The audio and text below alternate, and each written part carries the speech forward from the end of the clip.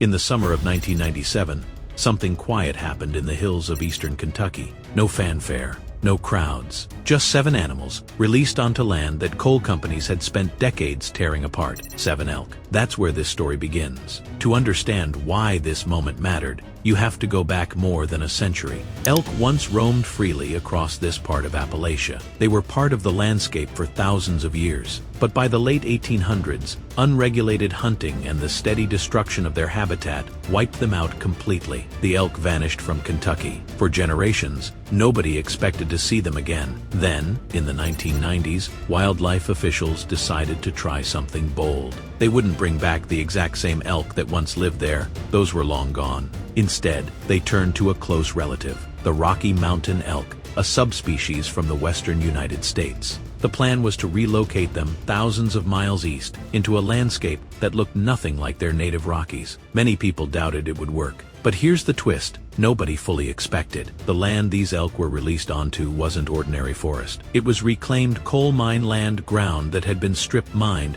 torn open, and then reshaped under federal reclamation law. Mining companies were required to restore the land after they finished extracting coal, and in doing so, they inadvertently created something incredibly valuable for wildlife: wide-open grasslands and shrubby, early successional habitat. This is the kind of terrain that naturally forms after a major disturbance, a wildfire, a flood, a landslide, and it's exactly what grazing animals like elk need to thrive. In the dense, closed, canopy forests of the Appalachians, this kind of open habitat is rare, but thanks to decades of mining, eastern Kentucky had plenty of it. So what happened when you combined resilient elk with unexpectedly perfect habitat? They didn't just survive, they thrived. The population grew fast, really fast. From that original release of 7 animals, the herd expanded year after year. Within 25 years, Kentucky's elk population had grown to more than 10,000 animals, spread across 16 counties. That makes it the largest elk herd anywhere east of the Rocky Mountains. Let that sink in for a second. A state better known for coal mines and bourbon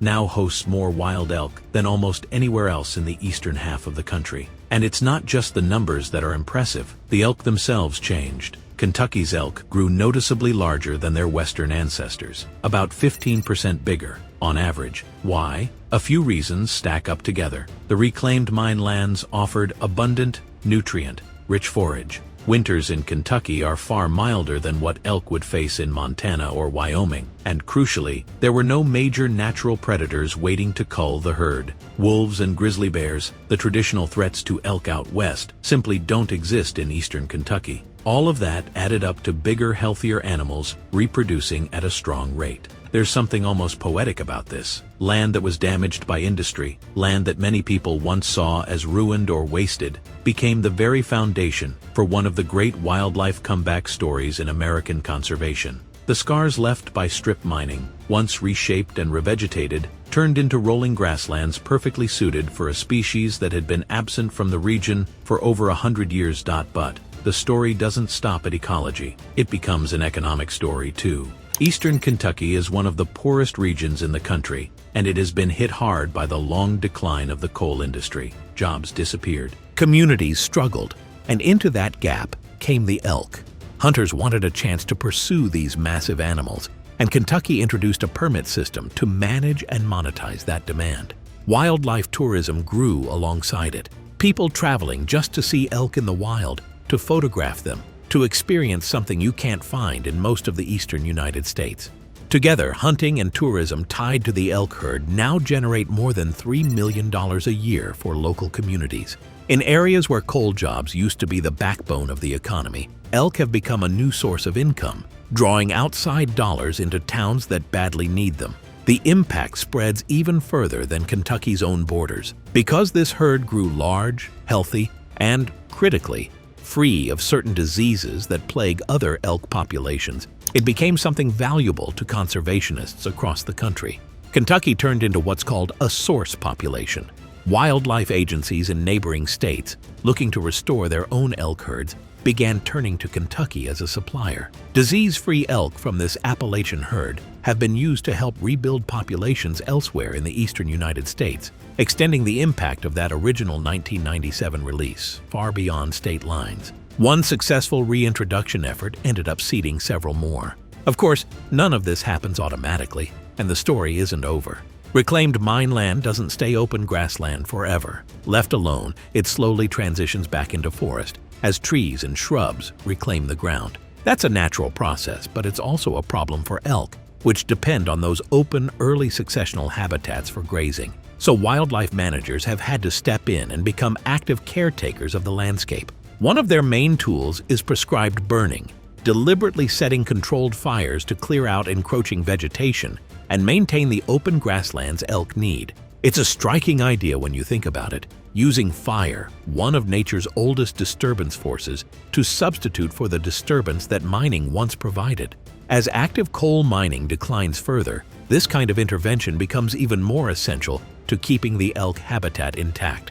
There's also a serious health threat looming over the herd's long-term future: chronic wasting disease. It's a fatal, contagious neurological disease that affects elk and deer, and it has become one of the most pressing concerns in wildlife management across North America.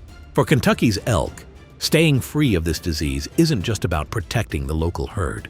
It's about protecting their role as a clean source population for restoration efforts elsewhere. If chronic wasting disease ever takes hold here, it wouldn't just threaten Kentucky's elk. It could undermine an entire regional strategy for eastern elk conservation. That's why disease monitoring remains one of the top priorities for wildlife officials managing this population today. It's worth pausing on just how unlikely this outcome really was. When officials first floated the idea of bringing elk back to Kentucky, skeptics pointed out that the state's terrain looked nothing like the open plains and mountain valleys elk are usually associated with. Eastern Kentucky is defined by steep, forested ridges and narrow hollows, cut through by decades of mining.